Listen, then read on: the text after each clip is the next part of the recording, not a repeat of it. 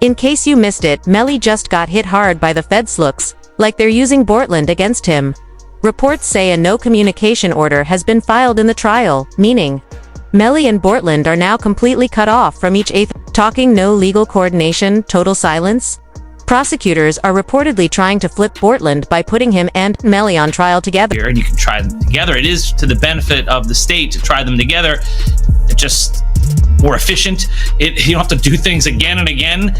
Do it all at once. And also, you get a better chance of having them incriminate each other during the trial.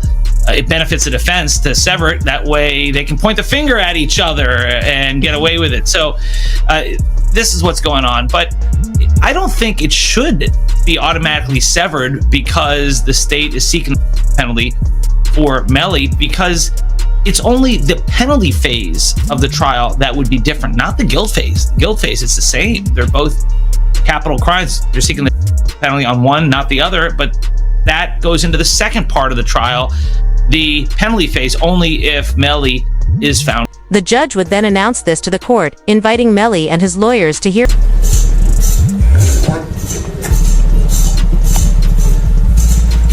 The scariest part is if Bortland knows he didn't commit this serious crime, it's unlikely he'll be able to sit quietly and accept a life sentence, making it highly possible he'll turn on Melly and cooperate with prosecutors. Interestingly, this all comes at a strategic moment. According to reports, Melly's legal team just submitted their final paperwork requesting his release on bond ahead of the trial set for September. This time they seem fully confident he'll be granted release, especially after Melly's mother publicly. Still praying. I know I said I would I'll keep everybody updated with what's happening. I know right now we're waiting. So basically the judge is going to do, I guess, a written order. So we're just waiting, and that order can come any minute, or it could come tomorrow. I don't know. So we're just waiting. We're just waiting. So everybody just keep praying, keep having faith. Oh, Tessa, stop. I've been crying too. It's been a long time coming, you know. Melly's legal team has submitted a new bond package in hopes of securing his release. Reports say the defense proposed an unspecified bond amount to be fully covered by his record label, 300 Entertainment. If granted, they promised strict conditions. Melly would be placed on house arrest, wear an ankle monitor, and be monitored by 24/7's private security. The package was so solid that even a fellow rapper reacted, saying that boy Melly coming home, I feel it.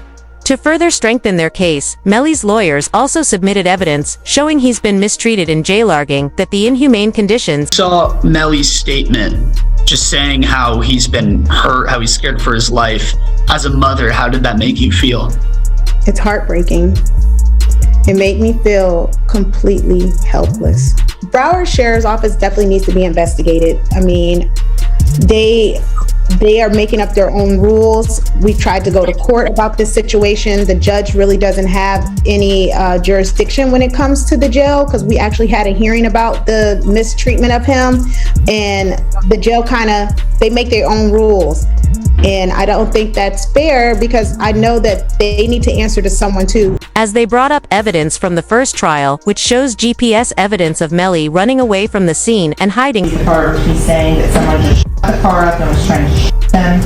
So I asked him if he was okay, where he was, and he's like, there's a car coming behind him, like hiding.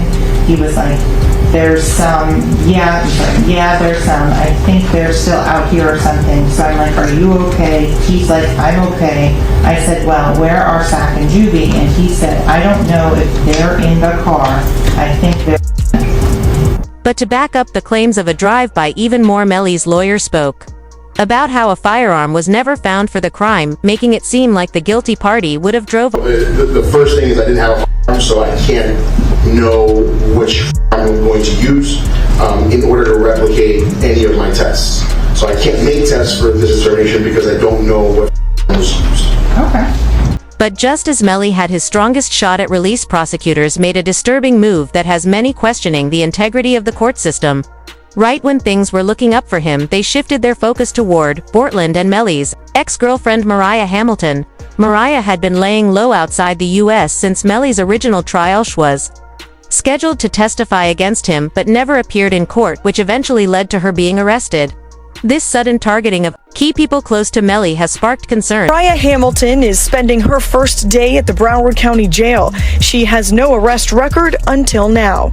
U.S. Border Patrol agents arrested her at Miami International Airport Monday after she arrived on an international flight. Court records show Hamilton was ordered to testify in Demon's first trial in 2023. Mariah ended up making a deal with the judge to secure her release, but the conditions are devastating for militias now required to testify against him. Shortly after, Mariah posted on Facebook writing, "Thank you to my village, I love y'all so much. God's plan, not mine." To make matters worse for Melly, prosecutors claim to have uncovered evidence linking him to witness tampering involving Mariah.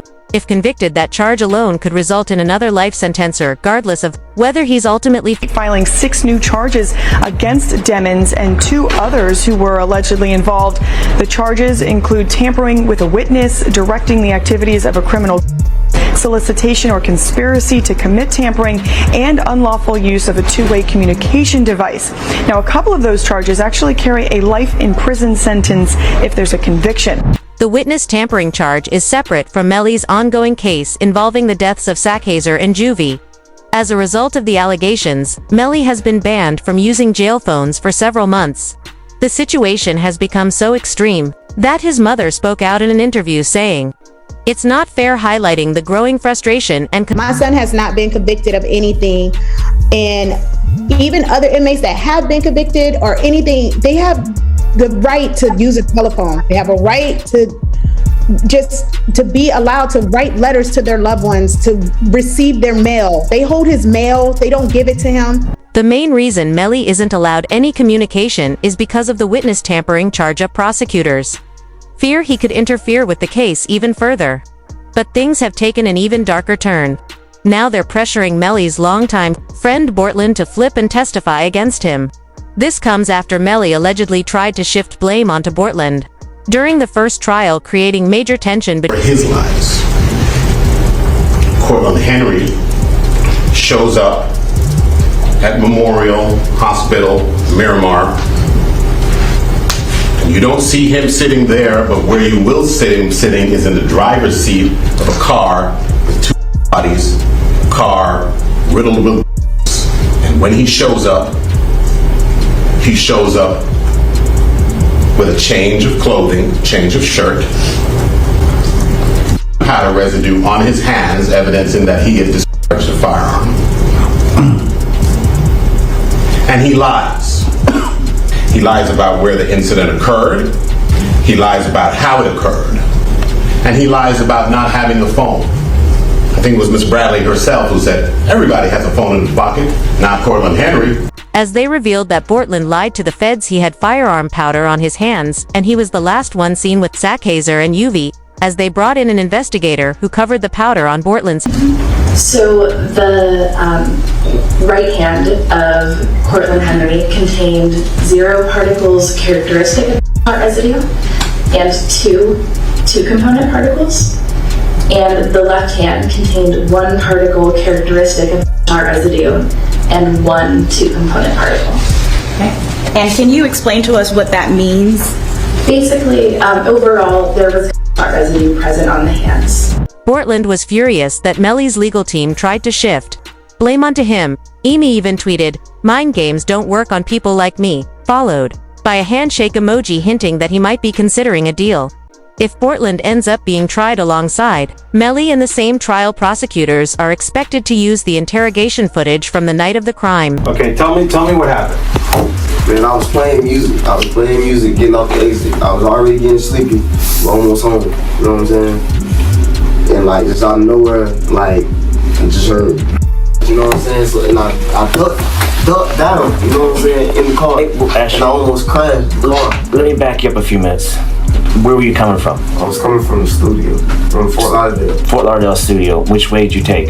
I took I-75, 595 to 75. Expressway. Yeah. Then you took 75 south? But it's clear to the officers that Bortland's story isn't adding up to anything, as Bortland would get caught. Here's the hard part where we're having a hard time to understand, is that We shut down that entire area, and we had officers shoulder to shoulder walk it out. They didn't find as much as one shell casing. They didn't find one piece of glass. Nothing. Nothing to what you said adds up.